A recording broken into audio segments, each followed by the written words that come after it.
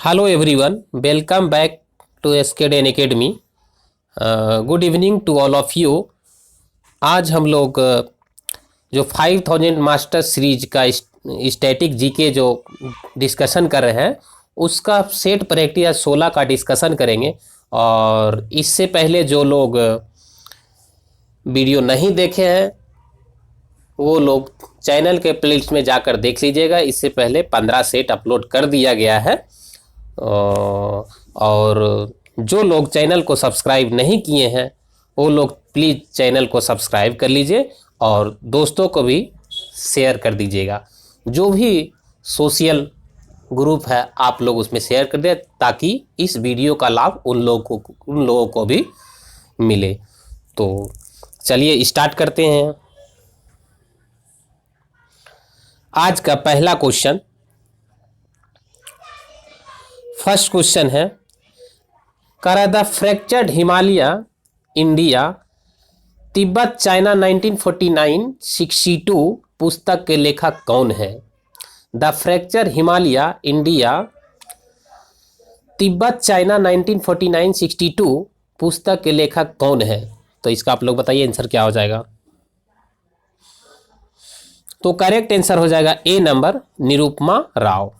याद रखेंगे आप लोग। नेक्स्ट क्वेश्चन, कुल्लू घाटी किसके मध्य स्थित है? कुल्लू घाटी किसके मध्य स्थित है? बताइएगा आप लोग, इसका आंसर क्या हो जाएगा। तो हमारा सही आंसर हो जाएगा बी नंबर। कुल्लू घाटी जो है दोस्तों वो धौलाधर और पीर पंजाल के बीच है, जो कि कहाँ है? हिमाचल प्रदेश में स्थित है। जो कि कहाँ है? हिमाचल प्रदेश के कुल्लू जिले में स्थित है। नेक्स्ट क्वेश्चन आपको मिलान करना है। एक तरफ पतन है, दूसरी तरफ राज है। तो आप लोग क्वेश्चन नंबर 3 का आंसर बताइए क्या हो जाएगा।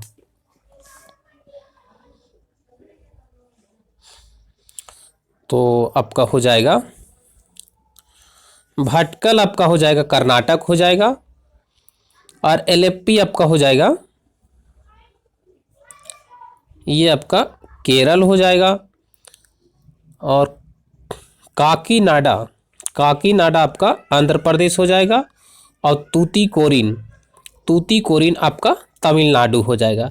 तो इस तरह से हमारा करेक्ट आंसर जो होगा सी नंबर हो जाएगा। नेक्स्ट क्वेश्चन है, कपास उत्पादन के लिए सबसे उपयुक्त मिट्टी कौन सी मानी जाती है? कपास उत्पादन के लिए सबसे उपयुक्त मिट्टी कौन सी मानी जाती है?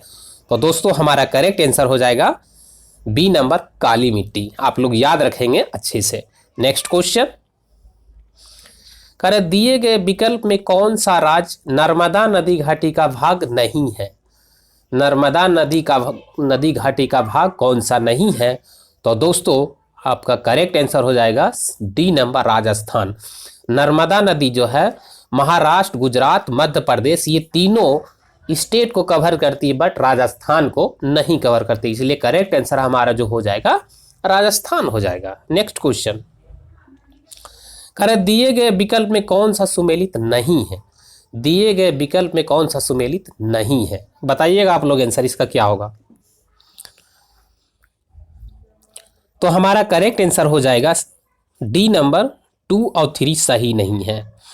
स्वर्ण उत्पादन फल उत्पादन से ये सही है, और नीली क्रांति ये गलत है दोस्तों। नीली क्रांति जो है ये आपके मत्स्य उत्पादन से है, और आपका पीली क्रांति जो है अंडा उत्पादन, पीली क्रांति अंडा उत्पादन से नहीं है।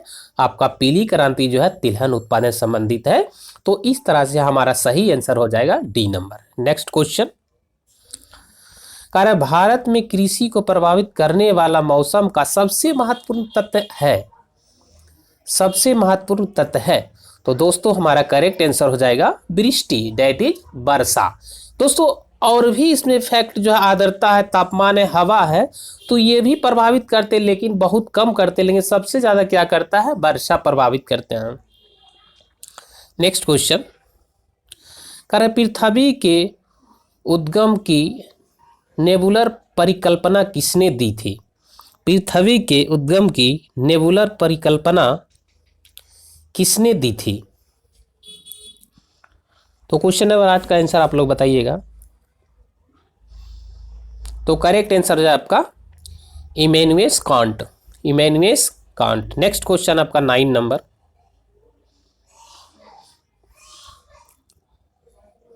नेक्स्ट क्वेश्चन आपका 9 नंबर है और आपको बताना इसमें कह निम्नलिखित विकल्पों में किसका मिलान सही नहीं है।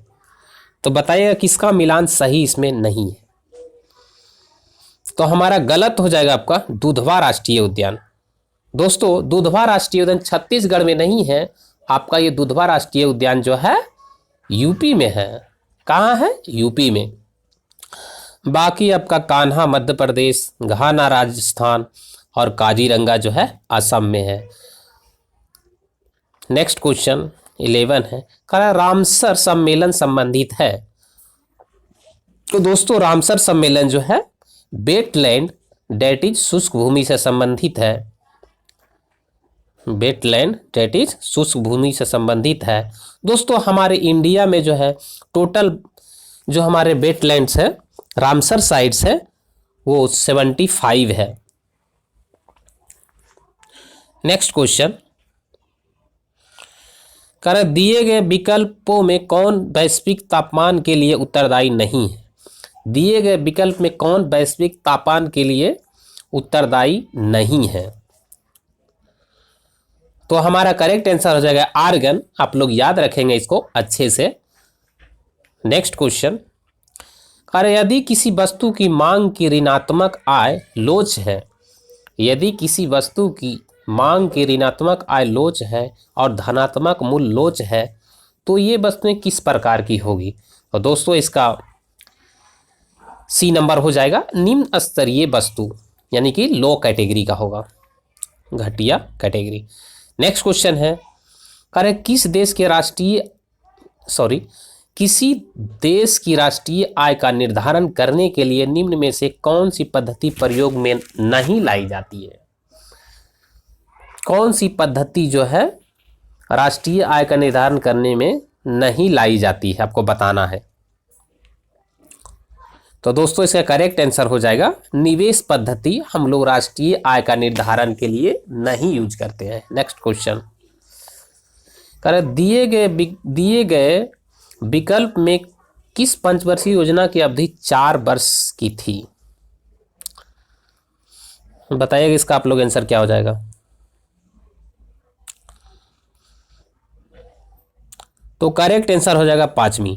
दोस्तों 5वीं पंचवर्षीय योजना का जो कार्यकाल था उसका काल था जो 1974 से कितना से था 1974 से आपका 1978 रहा, यानी कि आपका 4 साल।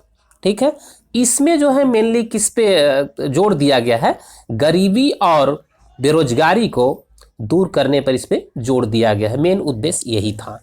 नेक्स्ट क्वेश्चन आपको मिलान करना है। एक तरफ मात्रक है, दूसरी तरफ उसका भौतिक राशि है।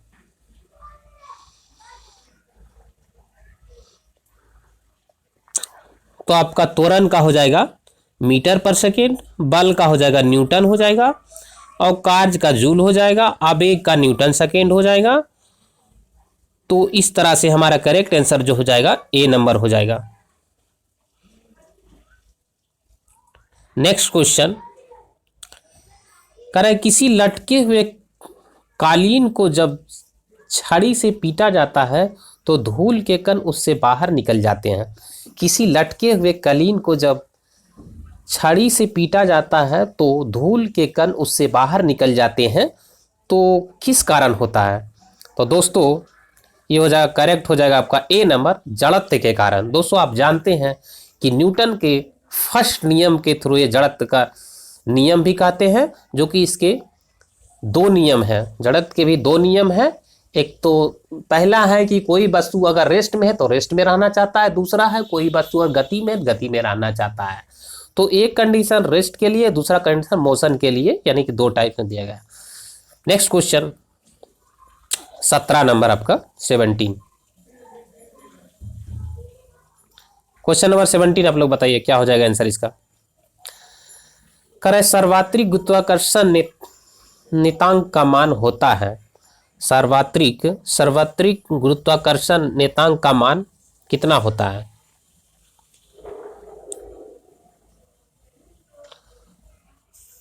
तो दोस्तों इसका करेक्ट आंसर हो जाएगा डी नंबर। लोग जानते हैं दो वस्तु के बीच जो फोर्स लगता है उसको इस फॉर्मूला से डिनोट करते हैं, G(m1 m2 divided by r square.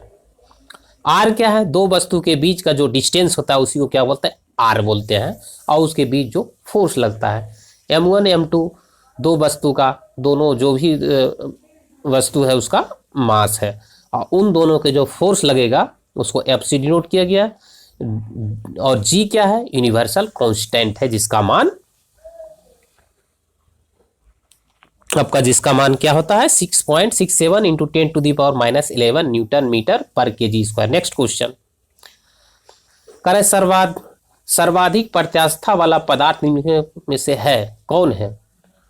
तो दोस्तों इसका करेक्ट आंसर हो जाएगा ए नंबर, लोहा। तो आप लोग याद रखेंगे इसको कि प्रत्यास्था मतलब वो होगा कोई चीज को, जैसे कोई वस्तु को अगर खींचे और पहले जिस शेप में, और कोई भी जैसे वस्तु को हम क्या करेंगे, फोर्स लगाकर खींचे और फोर्स छोड़ने पर और पहले ओरिजिनल शेप गेन कर लेता है, उसी को क्या बोलते हैं? प्रत्यास्था। तो इस तरह से लोहा ज़्यादा होता है। और ठोस में जो होता है सबसे ज़्यादा, ठोस में, द्रव में, उसके बाद क्या होता है? गैस में होता है, वैक्यूम में नहीं होता है। नेक्स्ट क्वेश्चन करें, विशिष्ट उष्मा स्पेसिफिक हीट के संबंध में कौन सा कथन सत्य नहीं है? तो दोस्तों इसका करेक्ट आंसर ए। आप लोग याद रखेंगे विशिष्ट उष्मा पदार्थ की प्रकृति पर निर्भर नहीं करता है। तो दोस्तों बिल्कुल ये निर्भर करता है। जैसे मान लिया आप ले लेंगे वाटर का, तो वाटर का स्पेसिफिक एनर्जी 40 जूल होता है, जबकि अब बर्फ का होता है वाटर का होता है 80 जूल होता है, जबकि बर्फ का होता है 540 जूल होता है। तो इस तरह से जो है हमारा ये पदार्थ के प्रकृति पर निर्भर करता है, ठीक है। और इसका अगर डिफिनीशन देखें तो कोई भी मटेरियल को, कोई वस्तु को, या तो एक यूनिट मास, यानी कि एक यूनिट मास को 1 डिग्री टेम्परेचर बढ़ाने के लिए जो एनर्जी देते हैं उसी को क्या बोलते हैं? स्पेसिफिक हीट बोलते हैं। नेक्स्ट क्वेश्चन करें, कौन सा एरोसोल का उदाहरण नहीं है? कौन सा एरोसोल का उदाहरण नहीं है? तो एरोसोल का उदाहरण जल में तेल उदाहरण नहीं है। तो आप लोग इसको याद रखेंगे। नीचे है सूची 1 और 2 को मिलाना है, तो आप लोग बताइएगा। क्वेश्चन नंबर 21, आविष्कार है, आविष्कारक है।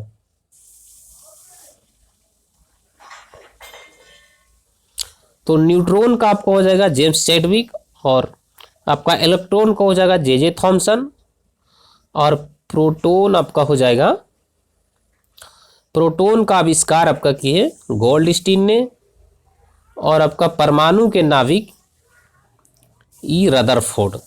तो इस तरह से हमारा करेक्ट आंसर जो हो जाएगा डी नंबर हो जाएगा। नेक्स्ट क्वेश्चन आपका 22, कह रहे सोडियम के एक परमाणु में कोर इलेक्ट्रॉन की संख्या है, तो कोर इलेक्ट्रॉन की संख्या कितना हो जाएगा? See number 10। यानी कि देखिए पहले सेल में क्या हो जाएगा आपका 2 इलेक्ट्रॉन, और दूसरे सेल में क्या हो जाएगा 8 इलेक्ट्रॉन हो जाएगा। इस तरह से आपका 8 इलेक्ट्रॉन, और लास्ट में आपका तीसरे में हो जाएगा 1 हो जाएगा, तीसरे में आपका 1 हो जाएगा। तो इसका फॉर्मूला होता है दोस्तों 2n²। नंबर इलेक्ट्रॉन कितना कितना भराएगा, तो इसका फॉर्मूला आता है 2n²। n क्या है? Number of shell, KLMN। तो पहला में हो जाएगा आपका 2 हो जाएगा, दूसरा में 8 हो जाएगा। तो इस तरह से कोर सेल में कितना इलेक्ट्रॉन है? 8 हो जाएगा, और एक हमारा क्या है? सबसे आउटर सेल में 1 इलेक्ट्रॉन रहेगा। तो अंदर कितना हो गया? 10 हो गया। इस तरह से हमारा आंसर हो जाएगा सी नंबर। नेक्स्ट क्वेश्चन, करें निम्नलिखित में से कौन सा हाइड्रा अम्ल हाइड्रा एसिड का उदाहरण है? तो करेक्ट आंसर HCl हो जाएगा। नेक्स्ट क्वेश्चन, करें बॉयल्स, चार्ल्स और एवोगाड्रो द्वारा प्रतिपादित गैसीय नियम का संयुक्त रूप से क्या कहा जाता है? इन तीनों को मतलब कि कहता है कंबाइंड रूप से क्या बोलते हैं? तो इसको तीनों को आदर्श गैस के नियम बोलते हैं। नेक्स्ट क्वेश्चन, जीवाणु विज्ञान का जनक किन्हें माना जाता है? जीवाणु विज्ञान का जनक किन्हें माना जाता है? तो दोस्तों इसका करेक्ट आंसर हो जाएगा लुईस पास्चर। नेक्स्ट क्वेश्चन आपका है माइक्रोकुंड्रिया का रासायनिक संगठन में निम्नलिखित में से किसकी मात्रा सर्वाधिक होती है? 26 नंबर आप लोग आंसर बताइए क्या हो जाएगा।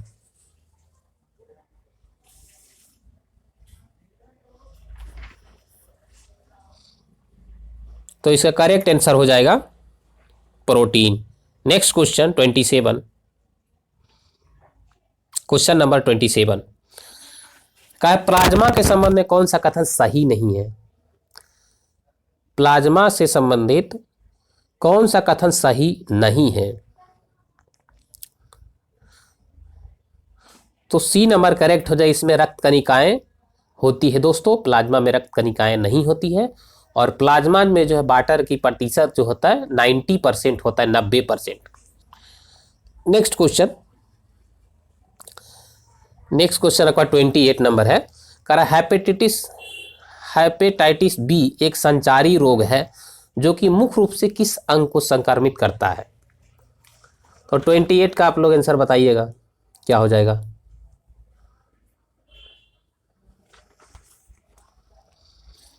तो करेक्ट आंसर हो जाएगा आपका यकृत हो जाएगा। नेक्स्ट क्वेश्चन, कार्य निम्नलिखित में कौन सा मस्तिष्क का मुख्य सोचने वाला भाग है? सोचने वाला भाग है, तो आप लोग बताइएगा इसका आंसर क्या हो जाएगा। तो दोस्तों करेक्ट आंसर हो जाएगा आपका प्रमस्तिष्क। नेक्स्ट क्वेश्चन, ग्राम सभा संबंधी प्रावधानों का उल्लेख किस अनुच्छेद के अंतर्गत किए गए?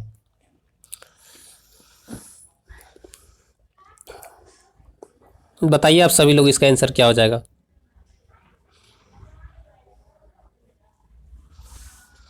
तो करेक्ट आंसर हो जाएगा अनुच्छेद 243 का ए। नेक्स्ट क्वेश्चन, संसद के दोनों सदनों की संयुक्त बैठक की संकल्पना किस देश के संविधान से लिया गया है?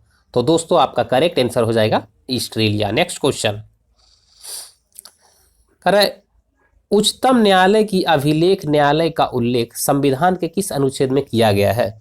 उच्चतम न्यायालय का अभिलेख न्यायालय का उल्लेख संविधान के किस अनुच्छेद में किया गया है?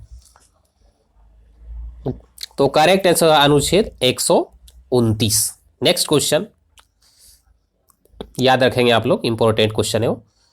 क्वेश्चन नंबर 33, भारतीय संघ के पदाधिकारियों को मिलने वाले वेतन भत्ते तथा पेंशन आदि का उल्लेख संविधान के किस अनुच्छेद में किया गया है? तो दोस्तों हमारा करेक्ट आंसर हो जाएगा अनुच्छेद 2 में किया गया है, वेतन भत्ते जो भी सभी पदाधिकारी का। नेक्स्ट क्वेश्चन, राजभाषा का उल्लेख संविधान के किस भाग में किया गया है? राजभाषा का उल्लेख हमारे संविधान में किस भाग में किया गया है? तो करेक्ट आंसर हो जाएगा भाग 17, आप लोग याद रखेंगे। नेक्स्ट क्वेश्चन है, संविधान की प्रस्तावना में निम्नलिखित में से क्या उल्लेखित नहीं है? संविधान की प्रस्तावना में क्या उल्लेखित नहीं है?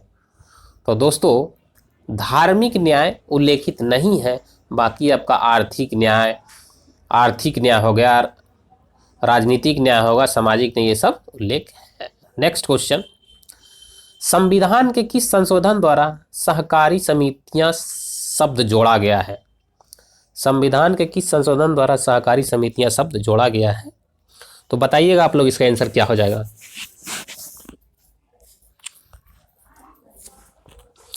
तो हमारा सही आंसर हो जाएगा 57वां संशोधन अधिनियम 2011। याद रखेंगे आप लोग, ये भी क्वेश्चन कई बार पूछा गया है। देखिए क्वेश्चन आप लोग वीडियो पूरा देखिए, कई लोग होते हैं बीच में छोड़ देते हैं, तो आप लोग जानते हैं कि आधा अधूरा नॉलेज डेंजरस होता है, कितना खतरनाक होता है। तो आधा अधूरा वीडियो नहीं देखना है, और जितना भी हो सके आप लोग दोस्तों को शेयर कर दीजिएगा, जितने भी जो भी ग्रुप है आप लोग। तो नेक्स्ट क्वेश्चन आपका 37 है, कारण निम्नलिखित में से किस संतुति पर भारतीय संविधान में मौलिक कर्तव्य को शामिल किया गया है? निम्नलिखित में से किस संतुति पर भारतीय संविधान मौलिक कर्तव्य शामिल किया गया है? तो करेक्ट आंसर हो जाएगा ए नंबर, स्वर्ण सिंह समिति। नेक्स्ट क्वेश्चन आपका 38। नेक्स्ट क्वेश्चन आपका है 38। कह रहा भारत के राष्ट्रपति पर महाभियोग कैसी प्रक्रिया है? भारत के राष्ट्रपति पर महाभियोग कैसी प्रक्रिया है? तो करेक्ट आंसर हो जाएगा अर्धन्यायिक प्रक्रिया है, जो कि महाभियोग के बारे में जो है अनुच्छेद 61 में चर्चा किया गया है। नेक्स्ट क्वेश्चन कह रहा है पंचायत चुनाव कराने हेतु निर्णय किसके द्वारा लिया जाता है? तो पंचायत चुनाव हेतु कराने का जो निर्णय लिया जाता है वो आपका करेक्ट आंसर हो जाएगा राज्य सरकार के थ्रू। दोस्तों आप जानते हैं त्रिस्तरीय पंचायत जो है सबसे पहले लागू हुआ राजस्थान के नागौर में 2 अक्टूबर 1959 को, और हमारा 4th स्तरीय जो है भारत में एक ही स्टेट है पश्चिम बंगाल में 4th स्तरीय आपका पंचायती लागू है। नेक्स्ट क्वेश्चन, कुरु महाजनपद की राजधानी कहाँ थी? कुरु महाजनपद की राजधानी कहाँ थी? तो आपका करेक्ट आंसर हो जाएगा इंद्रप्रस्थ। इंद्रप्रस्थ। नेक्स्ट क्वेश्चन कह रहा भगवान बुद्ध के गृह त्याग का प्रतीक है? भगवान बुद्ध के गृह त्याग का प्रतीक क्या है? तो करेक्ट आंसर हो जाएगा आपका घोड़ा।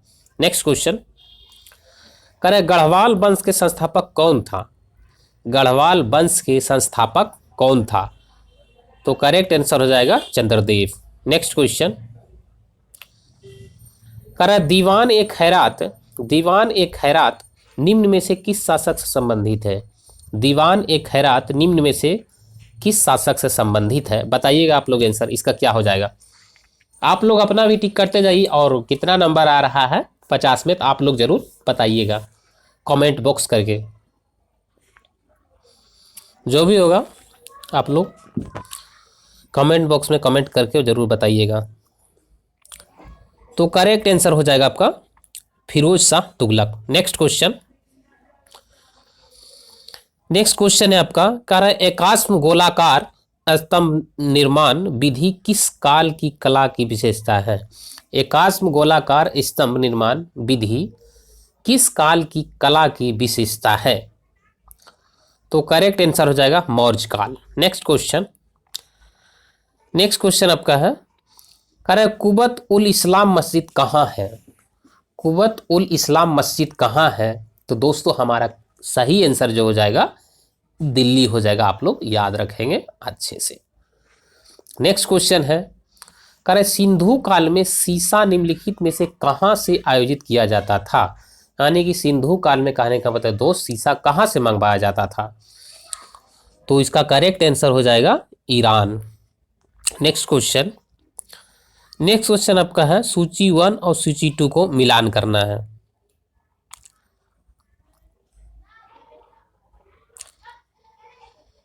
तो आपका 47 का आपका हो जाएगा शिशुबद्ध प्रतिबंध, तो ये हो जाएगा बेलेजली हो जाएगा। और सती प्रथा प्रतिबंध लॉर्ड विलियम बेंटिक हो जाएगा। और दास प्रथा प्रतिबंध लॉर्ड एलनबरो हो जाएगा। और हिंदू विधवा पुनर्विवाह लॉर्ड कैनिंग हो जाएगा। तो आपका ये सीधे सीधे मिलान है आपका आमने सामने। नेक्स्ट क्वेश्चन आपका है 48 नंबर कह रहा है भारतीय राष्ट्रीय कांग्रेस के प्रथम मुस्लिम अध्यक्ष कौन थे? भारतीय राष्ट्रीय कांग्रेस के प्रथम मुस्लिम अध्यक्ष कौन थे? तो आप लोगों को सबको पता ही होगा बदरुद्दीन तैयबजी। नेक्स्ट क्वेश्चन कह रहा है पूना सार्वजनिक सभा के संस्थापक निम्न में से कौन थे? पूना सार्वजनिक सभा के संस्थापक निम्न कौन थे? बताइए आप लोग इसका सही आंसर क्या हो जाएगा। सभी को पता ही होगा। तो करेक्ट आंसर हो जाएगा एमजी रनाडे। नेक्स्ट क्वेश्चन आज का लास्ट क्वेश्चन है कह रहा इनाम कमीशन की स्थान किस गवर्नर जनरल के समय हुआ था? इना इनाम कमीसी सॉरी इनाम कमीशन की स्थान किस गवर्नर जनरल के समय हुआ था? तो दोस्तों हमारा सही आंसर हो जाएगा लॉर्ड डलहौजी। सही आंसर हो जाएगा आपका लॉर्ड डलहौजी। आप लोग याद अच्छे से रखेंगे।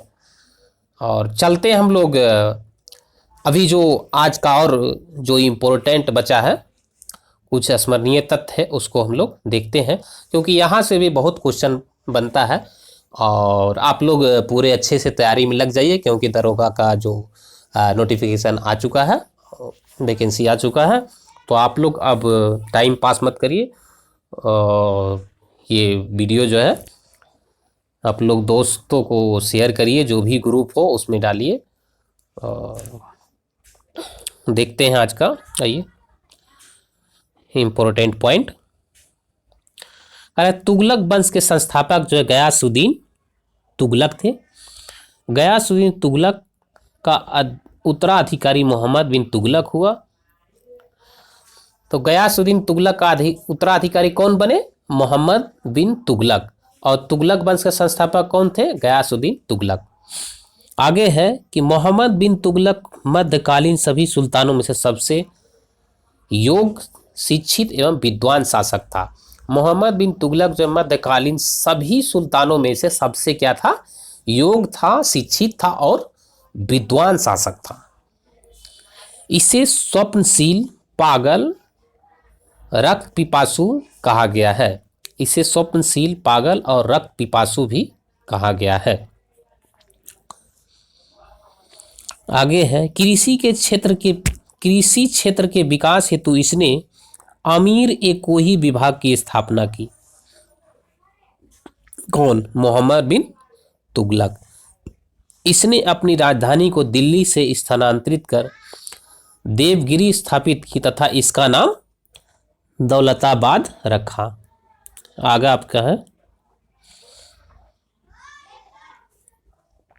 आपका है, नेक्स्ट पॉइंट है सर्वप्रथम सांकेतिक मुद्रा का प्रचलन इसी के द्वारा किया गया।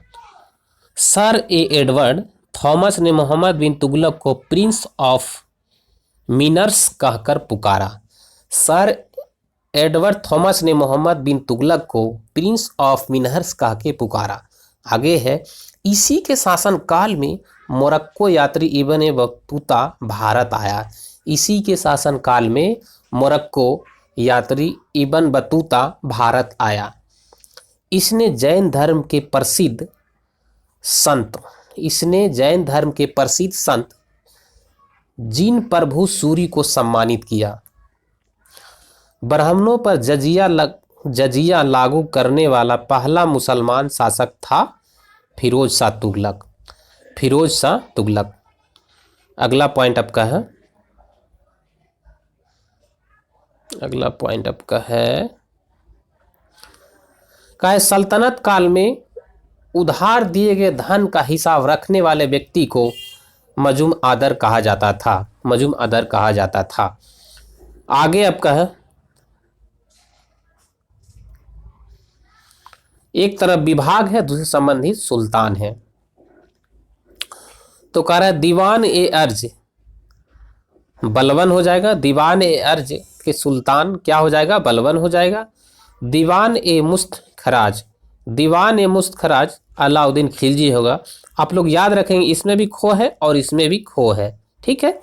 मुस्त फिर खराज हो जाएगा अलाउद्दीन खिलजी। और दीवान ए कोही मोहम्मद बिन तुगलक, दीवान ए कोही मोहम्मद बिन तुगलक हो जाएगा। और दीवान ए खैरात, देखिए दीवान ए कोही मोहम्मद बिन तुगलक हो जाएगा। और दीवान ए खैरात तो फिरोज शाह तुगलक हो जाएगा। और दीवान ए बंदगान फिरोज शाह तुगलक हो जाएगा। दीवान ए बंदगान ही फिरोज शाह तुगलक हो जाएगा। और दीवान ए खैरात फिरोज शाह तुगलक हो जाएगा। और आपका एक बचा है दीवान ए इस्तिहाक, तो ये भी हो जाएगा आपका फिरोज शाह तुगलक।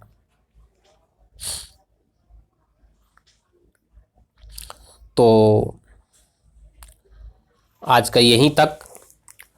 आप लोग वीडियो को लाइक एंड सब्सक्राइब कर दीजिएगा लास्ट में, और मिलते हैं नेक्स्ट वीडियो में। Thank you for watching.